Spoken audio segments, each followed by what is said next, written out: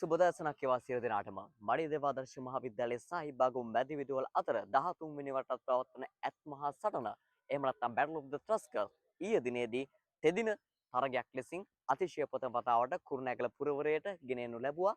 ඒ අනුව මෙම ඇත් මහා සටනේ ඊයේ දිනේදී ප්‍රථම දිනයේ නිමාවට පත් වුණා. කෙසේ නමුත් මේ ප්‍රථම දිනයේ නිමාවට පත්වීමේදී මලිදේව ආදර්ශයට නම් එතරම් සුබදායක නැහැ. මොකද මලිදේව ආදර්ශයන්ගේ ලකුණු පුවරුව ලකුණු 91ට කඩලු 7ක් ලෙසයි කියවී තිබුණේ. කෙසේ නමුත් මලිදේව ආදර්ශයන් සතු හොඳ පන්දු බැලීම නිසා හොඳ තුන් ඉරියව් ක්‍රීඩකයන්ගේ දක්ෂතාව උපයෝග කරගෙන හොඳ අභියෝගයක් මෙවර ලබා දීමට හැකියාව ඇති.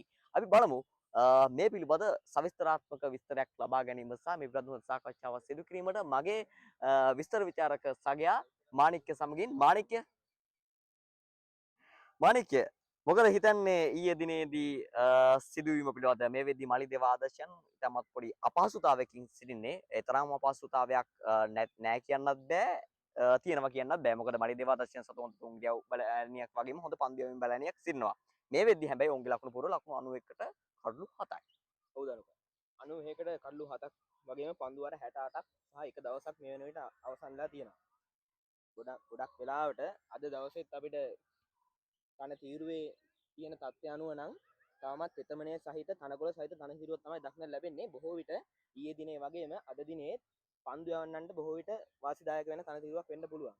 ඒ වගේමයි තව ලකුණු 91යි විකට් 7යි. ඔව්. තව ලකුණු 30ක් වගේ මේ කඩලු තුන ඇතුලෙන් ලබා ගත්තොත් එහෙම බොහෝ විට මේ තිබෙන තනතිරුවත් එක්ක පන්දු යවන්නන්ට විශේෂයෙන් අපේ කණ්ඩායමේ ඉන්නවා සයුරු ජයතිලක පහේ අවස්ථා 3ක් සමගින් කඩලු 39ක්.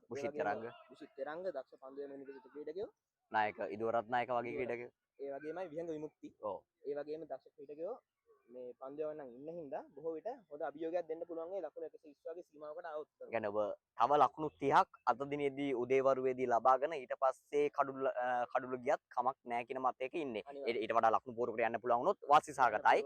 120 වගේ ලකුණු ප්‍රමාණයක් අවමයේ විදියට අපිට දල වශයෙන් මායිම් කරන්න පුළුවන්. අපි බලමු ලකුණු 120ක ඒ වගේ ලකුණු පුවරුවක් හෝ ඊට වඩා ලකුණු පුවරුවක් ලබාගෙන මලිදේව ආදර්ශයන් මේ ලබා දෙන ලකුණු පුවරුවට ඉබ්බාගු මැදි විදුලු කුමන විදියකින් පිළිතුරු සපයයිද කියලා. කෙසේ නමුත් මලිදේව ආදර්ශයන් සතු මාණික්‍ය කිව්වා වගේ හොඳ පන්දු බැලණියක් සිටිනවා. ඉන්දෝර රත්නායකගේ නායකත්වයෙන් ගත්තොත් ඉන්දෝර රත්නායකන හොඳ තුන් ඉරියව් ක්‍රීඩකයෙක්. ඒ වගේම වේග පන්දුවේ හොඳ තුරුම්පුවක් විදිහට බුෂිත් තරංග වැනි ක්‍රීඩකයෝ මාණික්‍ය අපිට ඉන්නවා. ඒ වගේම කඩලු 40ක් 2 day series එක ලබා ගත්ත අපේ සයිරු ජයතිලකත් ඉන්නවා. ඒ වගේම විහග විමුක්ති. අනිවාර්යයෙන්ම තව මතක් කරන්න ඕනේ අපේ කණ්ඩායමේ පන්දු රැකීම.